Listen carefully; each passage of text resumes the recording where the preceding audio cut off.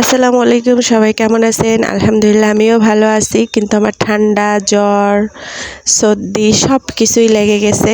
যারা যারা করলা পছন্দ করেন আজকের রেসিপিতে আরও বেশি করে করলা খেতে মনে চাইবে, আর যারা করলা খান না তারাও একবার ট্রাই করে দেখবেন, আপনাদেরও মনে চাইবে করলা খেতে।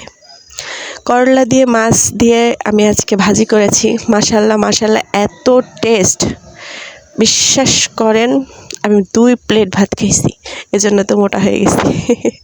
তো ইনশাল্লাহ আপনারাও খাবেন, খুব ভালো লাগবে। করলা খাওয়া ভালো শরীরের জন্য, যাদের অ্যালার্জি আছে তাদের জন্য খুবই উপকারী। আর অবশ্যই যারা খান না তারা একবার হলেও ট্রাই করবেন, ইনশাল্লাহ খেতে মনে চাইবে।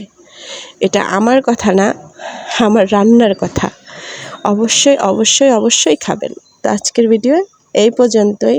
সবাই ভালো থাকবেন। যারা ফলো দেন না অবশ্যই ফলো দিবেন, আর যারা সাবস্ক্রাইবার করেন না আমার ইউটিউবে অবশ্যই সাবস্ক্রাইবার করে দিবেন।